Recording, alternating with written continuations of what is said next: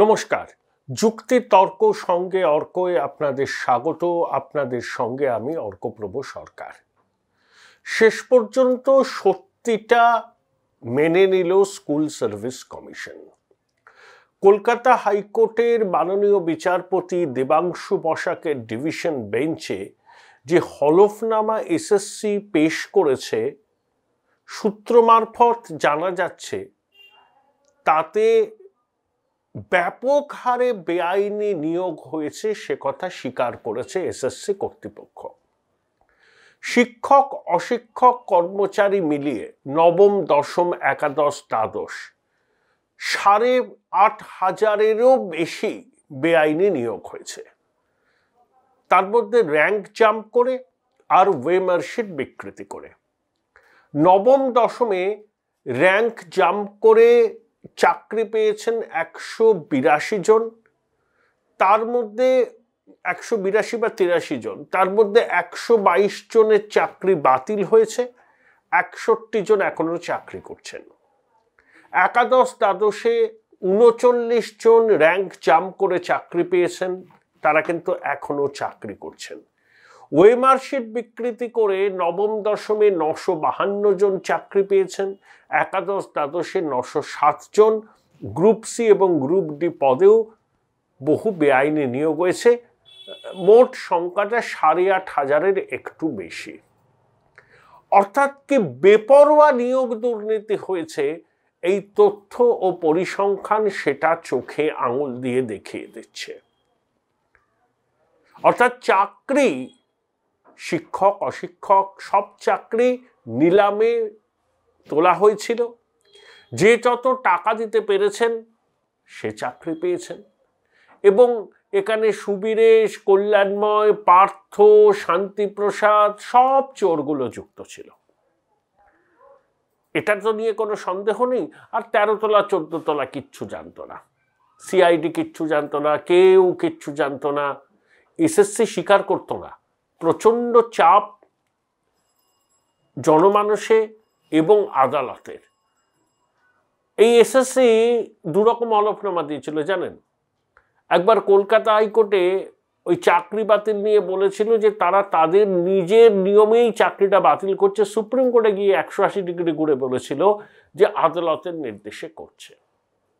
এসএসসির হলফনামায় প্রথমে মাননীয় বিচারপতি দেবাংশু বসাকের ডিভিশন বেঞ্চ সন্তুষ্ট হতে পারেনি। তারা ভরা ইজলাসে এসএসসির আইনজীবীকে বলেছিলেন, কিছু কি লুকোতে চাইছেন, এত অস্বচ্ছতা কোথায়? শেষ পর্যন্ত এসএসসি যে হলফনামা জমা দিয়েছে, সূত্রের খবর ৮,৫০০-এর বেশি চাকরি বেআইনিভাবে হয়েছে বলে তারা স্বীকার করে নিয়েছেন। শুক্রবার ২২ ডিসেম্বর শিক্ষামন্ত্রী ব্রাত্য বসু, তৃণমূলের অন্যতম প্রধান মুখপাত্র কুণাল ঘোষের উপস্থিতিতে বঞ্চিত চাকরি প্রার্থীরা মিটিং করেছিলেন। দুটো মিটিং হলো। ১০০০ দিন তাদের অবস্থানের পর একজন মহিলা মাথার চুল কেটে ফেলেছিলেন, তা নিয়ে সমাজে তীব্র আলোড়ন তৈরি হয়। বেগতিক দেখে কুণালবাবু ছুটে আসেন, তার মোবাইল থেকে ব্রাত্যবাবুর সাথে কথা বলিয়ে দেন। তারপরে একটা বৈঠক হয়, আবার বৈঠক হয়। প্রথম বৈঠকে শিক্ষা সচিব, শিক্ষা দপ্তরের এক কর্তা, কুণালবাবু, বঞ্চিত চাকরি প্রার্থীরা, ব্রাত্যবাবু সবাই ছিলেন। ২২ ডিসেম্বর যে বৈঠকটা হলো, সেই বৈঠকে বঞ্চিত চাকরি প্রার্থীরা দাবি করছেন যে ১ ফেব্রুয়ারির মধ্যে তারা নাকি নিয়োগপত্র পাবেন। মুখ্যমন্ত্রীও চাইছেন নাকি সমস্যা তাড়াতাড়ি মিটে যাক, যদিও শিক্ষামন্ত্রী এই ধরনের কোনো তারিখের কথা মানতে চাননি। তিনি বলছেন জটিল প্রক্রিয়া, আইনগতভাবে যেটা হবে সেটা হবে। কুণালবাবু এই চাকরি প্রার্থীদের দাবির সঙ্গে সহমত পোষণ করেও এই যে বঞ্চিত চাকরি প্রার্থীরা যে একটা নির্দিষ্ট তারিখ বলেছেন যে ১ ফেব্রুয়ারির মধ্যে তারা আশা করছেন নিয়োগপত্র পেয়ে যাবেন, সেই বিষয়ে কিন্তু খোলসা করে কিছু বলেননি। কিন্তু শিক্ষামন্ত্রী পরিষ্কার জানিয়ে দিয়েছেন এই রকম সময় বেঁধে কোনো কিছু বলা সম্ভব নয়। এখন প্রশ্ন হচ্ছে কেন বলা সম্ভব নয়? এসএসসি যখন বলছে হলফনামা দিয়ে ৮,৫০০-এরও বেশি চাকরি বেআইনিভাবে হয়েছে, টাকার বিনিময়ে হয়েছে, তাহলে সেই চাকরি বাতিল করলে পরেই তো যারা বঞ্চিত চাকরি প্রার্থী, যাদের চাকরি পাওয়া উচিত, মেধা তালিকায় যাদের নাম থাকা সত্ত্বেও যারা দুর্নীতির কারণে চাকরি পাননি, তাদের চাকরিটা দিয়ে দেওয়া যায়। এটা কতক্ষণের ব্যাপার? তা তো করছেন না। হলফনামায় বলছেন বেআইনিভাবে চাকরি পেয়েছে, তাহলে এসএসসি তো পারেই চাকরিগুলোকে বাতিল করতে, সেটা তো আপনারা করছেন না।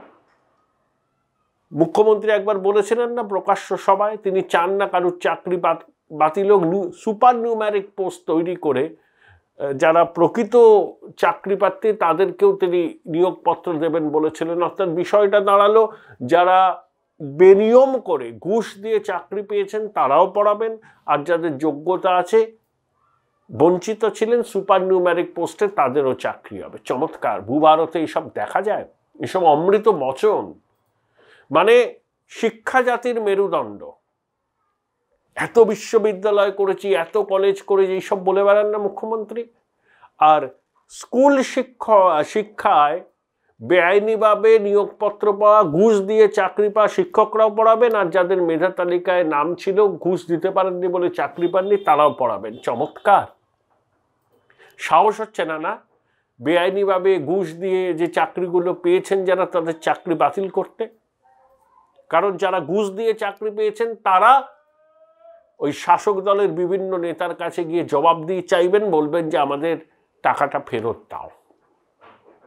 সে টাকা তো হজম হয়ে গেছে ৭৫-২৫ রেশিও, সেই টাকা কোত্থেকে ফেরত দেবেন? তীব্র সামাজিক ক্ষোভ তৈরি হবে। নির্বাচনের আগে সেই ক্ষোভকে প্রশমিত করা শাসক দলের পক্ষে সম্ভব নয়। তাই টালবাহানা, শুকনো কথা, অশ্বডিম্ব প্রতিশ্রুতি, ছেলে বোলানো গল্প, এইসব শোনানো হচ্ছে।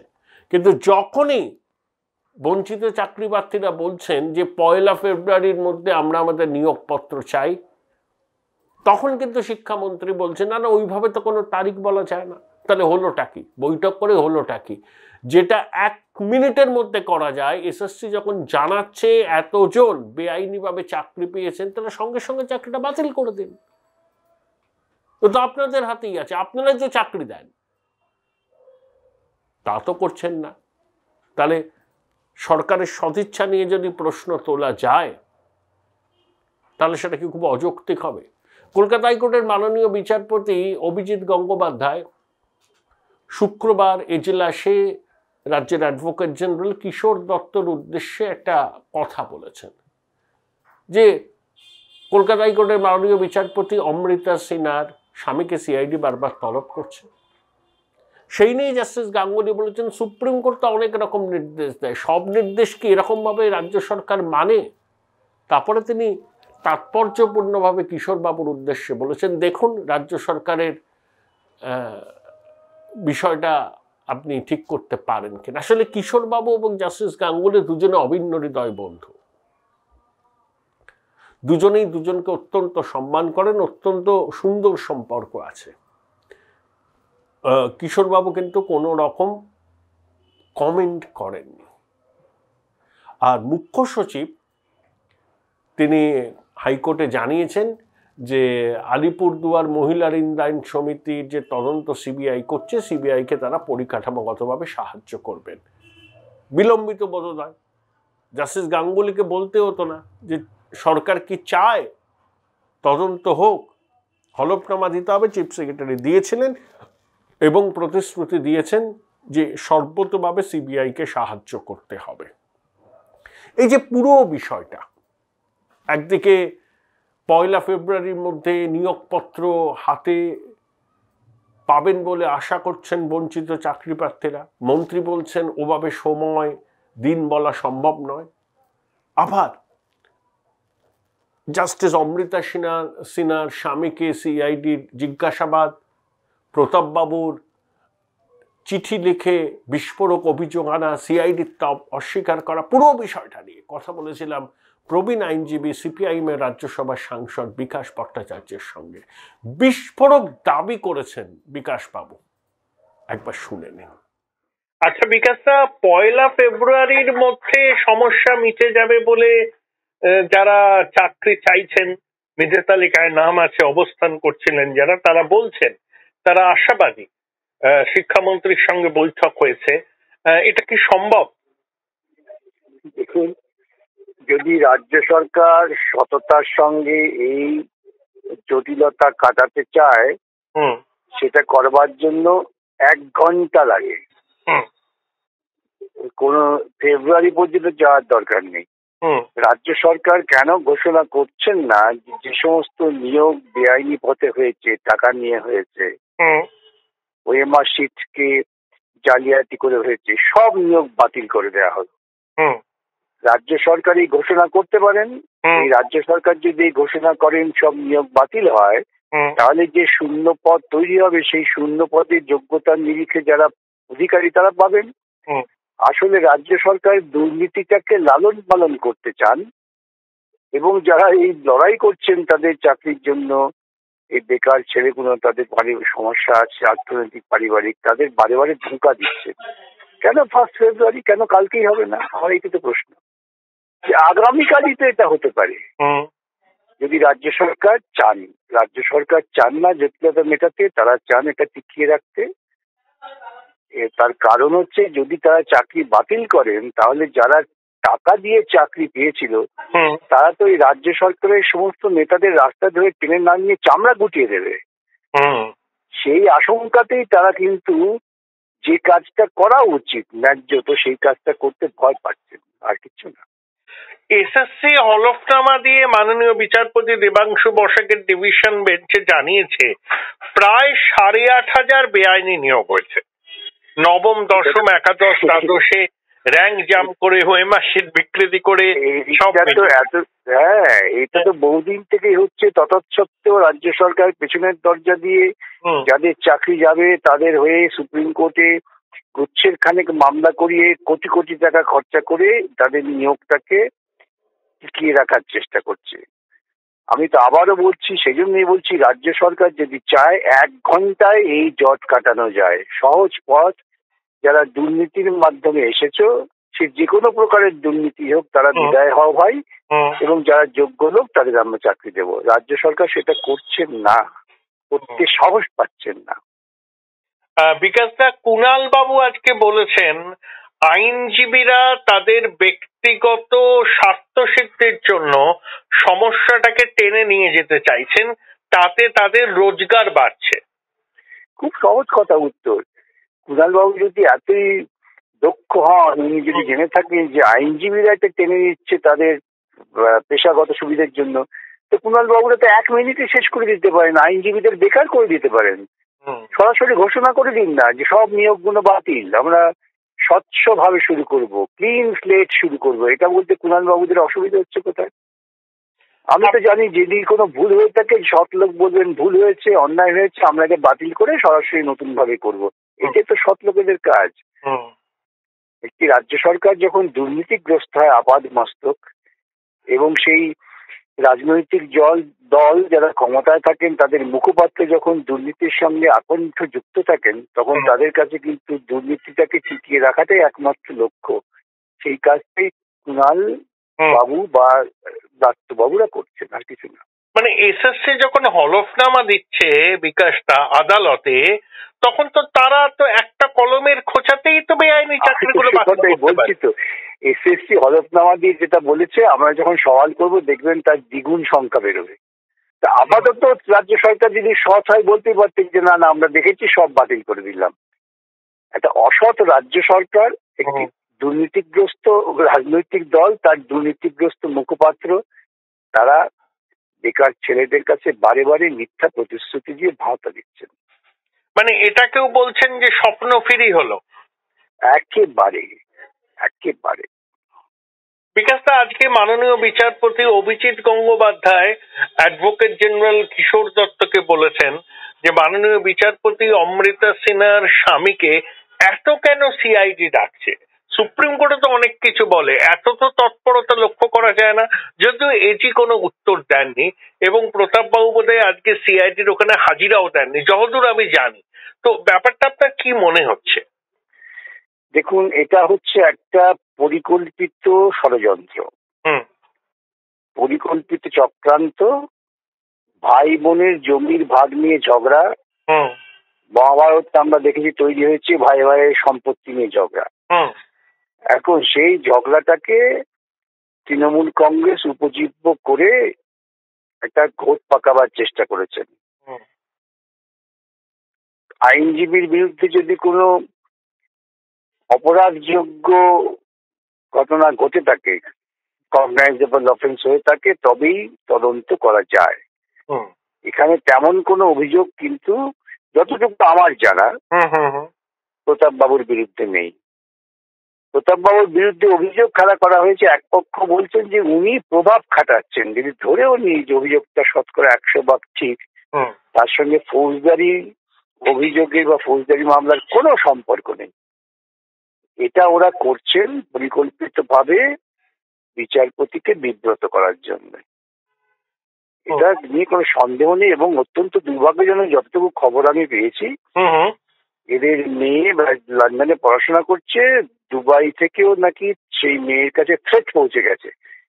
দুবাইয়ে কাদের যোগাযোগ আছে এটা আমরা সকলেই জানি, পশ্চিমবঙ্গে সব মানুষ এখন জেনে গেছেন। এবং সেখান থেকে যদি লন্ডনে একজন ছাত্রীর উপর থ্রেট যায়, ঘটনাচক্রে যদি সেই ছাত্রী একজন বিচারপতির কন্যা হন, আমি সবই ধরে নিচ্ছিলাম কোইন্সিডেন্স। এই কোইন্সিডেন্স থেকে কি সিদ্ধান্তে পৌঁছানো যায়, যে কোনো যুক্তিসঙ্গত মানুষ পৌঁছবেন। তার সঙ্গে পাশাপাশি দেখতে হবে যে এই রাজ্যে যখনই কোনো বিচারপতি তারা সিদ্ধান্ত নিয়েছেন, বৈচারিক প্রক্রিয়ার মধ্য দিয়ে তৃণমূলের বিরুদ্ধে তৃণমূল রাস্তায় নেমে গেছেন।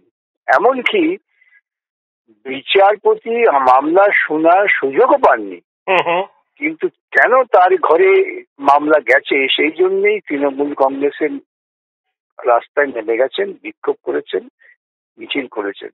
সুতরাং তৃণমূল কংগ্রেস একটা দুর্নীতিগ্রস্ত দল, তার একটা দুর্নীতিগ্রস্ত রাজনৈতিক সিদ্ধান্ত হচ্ছে বিচারপতিদের হেনস্থা করো, তাদের আক্রমণ করো, পরম্পরা হচ্ছে। মাননীয় বিচারপতি জাস্টিস সিনহার মেয়ে লন্ডনে পড়াশোনা করেন, সেরকমই খবর। আচ্ছা, তাকে মানে হুমকি দেওয়া হয়েছে ফ্রম দুবাই, সেটা শুনেছি। শোনার কথা ভিত্তিতেই আমি আমার যেটা যুক্তিসঙ্গত সিদ্ধান্তে পৌঁছেছি যে এই হুমকির পেছনেও দুবাই কানেকশন পশ্চিমবঙ্গের যাদের আছে তাদের মারফতই হয়েছে। বিকাশ দা, মাননীয় প্রধান বিচারপতি কেন হস্তক্ষেপ করছেন না পুরো বিষয়গুলো নিয়ে? এগুলো তো হস্তক্ষেপ করা যায় না, প্রধান বিচারপতির পক্ষে এগুলো হস্তক্ষেপ করার সুযোগ কম। না, এই যে বিচারপতিদের নাম করে আক্রমণ, না সেই একটা ব্যাপারে তো ক্রিমিনাল কন্টেম্প্ট পেন্ডিং আছে, শুনানি হচ্ছে না। হাইকোর্টে মামলা বা সুপ্রিম কোর্টে মামলা শুনানি হতে দেরি হয় বিভিন্ন কারণে। আপনারা জানেন যখন বিচারপতি মান্তার বিরুদ্ধে এই কুণাল ঘোষের নেতৃত্বে এই সমস্ত অপকর্ম হয়েছিল, যে পোস্টার চাপানো, তাকে হেনস্থা করা, তার বিরুদ্ধে একটা ক্রিমিনাল কন্টেম্প্ট জারি করিয়েছিলাম। সেই ক্রিমিনাল কন্টেম্প্ট 3 জন বিচারপতি শুনছেন। সেখানে অনেক তথ্যই বেরিয়ে এসেছে, মামলাটা চূড়ান্ত নিষ্পত্তি হলে বেরোবে যে কারা কারা যুক্ত আছেন।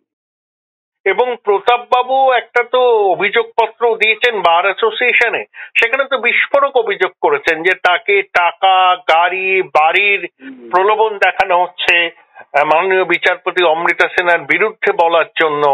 তো এরপরেও তো উনি তো প্রধান বিচারপতিকেও চিঠি দিয়েছেন, তা প্রধান বিচারপতিকে সুমোটো কগনিজেন্স নিতে পারেন না? নিচ্ছেন না, হয়তো তিনি ভাবছেন, তিনি কি ভাবছেন বলতে পারবো না, কিন্তু হয়তো তিনি ঘটনা থেকে গুরুত্বই দিচ্ছেন না যে এই ধরনের আইনের পথে চলবে। যদি কেউ অতিরিক্ত উৎসাহ দেখায় আইনের বাইরে গিয়ে, তখন তার বিরুদ্ধে হয়তো পরবর্তীকালে ব্যবস্থা নিতেও পারেন। এখন হয়তো তিনি দেখছেন, পর্যবেক্ষণে আছেন, এমনও হতে পারে। আইনের পথে চলবে বিকাশটা, এটা আমরা সবাই চাই, এটা নিয়ে কোনো মানে আমাদের কারুর মনেই কোনো দুবিধা নেই। এবং যার বিরুদ্ধে অভিযোগ তিনি যদি সিআইডি মনে করে যে তাকে জেরা করা প্রয়োজন, জেরা করতে পারে। সুপ্রিম কোর্টও বলেছে জেরা করতে পারে, নির্ভয়ে করতে পারে। কিন্তু একটা জিনিস দেখছি, দেখুন, আলিপুরদুয়ার মহিলা ঋণদান সমিতি 50 কোটি টাকার তহবিল, ওখান থেকে নাকি লোককে ঋণ দেওয়া হয়েছে, কাদেরকে ঋণ দেয়া হলো সেটা সিআইডি 3 বছর ধরে তদন্ত করে ট্রেস করতে পারলো না। তাহলে সিআইডি 3 বছর ধরে তদন্ত করে ট্রেস করতে পারছে না, আর এখানে একটা জমি বাড়ির ঘটনায় প্রতাপ বাবুকে ডেকে পাঠাচ্ছে বারবার। এই যে দুই পৃথিবী সিআইডির, এটাতে কি সন্দেহের উদ্রেক হয় না? দেখুন, দুই পৃথিবী আপনারা বলছেন, কিন্তু দুটো ঘটনার পেছনে যিনি নিয়ন্ত্রক তিনি এক। নিয়ন্ত্রক হচ্ছে তৃণমূলের সর্বময় কর্ত্রী। আলিপুরদুয়ারে বা পশ্চিমবঙ্গের যে কোনো দুর্নীতি, সেই দুর্নীতিটা কিন্তু কোনো বিক্ষিপ্ত বা বিচ্ছিন্ন ঘটনা নয়। এটা একটা রাজনৈতিক কর্মসূচির অবিচ্ছেদ্য অঙ্গ, এবং সেই কর্মসূচি যিনি প্রণয়ন করেন তিনি অবাধ স্বাধীনতা দিয়েছেন তার কর্মীদের দুর্নীতি করে টাকা লুটপাট করো, এবং তার বিরুদ্ধে তদন্ত হবে না। এখন তার বিরুদ্ধে যারা বলছেন সেখানে পুলিশ প্রশাসনকে তিনি তৎপরতার সঙ্গে কাজে লাগাবেন। সুতরাং দুটো ঘটনার ভিন্ন মুখী হলে দুটো ঘটনার নিয়ন্ত্রক শক্তি এক, এটা মাথায় রাখতে হবে। সেই জন্যই পশ্চিমবঙ্গে অপরাধ সংগঠিত হলে যে অপরাধের পেছনে সাধারণভাবে তৃণমূল কংগ্রেস যুক্ত, তদন্ত হয় না। আর যেখানে তৃণমূল কংগ্রেস বিরোধী শক্তি কোনো কারণে তাদের যদি ফাঁসানো যায় তাহলে তৎপরতার সঙ্গে তদন্ত হয়। এটাই আজকের দিনের ঘটনা। এই বাস্তব সত্যকে মেনে নিয়েই আমাদের এগোতে হবে এবং সমাধানের রাস্তা খুঁজতে হবে। অনেক ধন্যবাদ বিকাশ দা, অনেক ধন্যবাদ। Join Indian Institute of Hotel Management now. Right choice, right decision.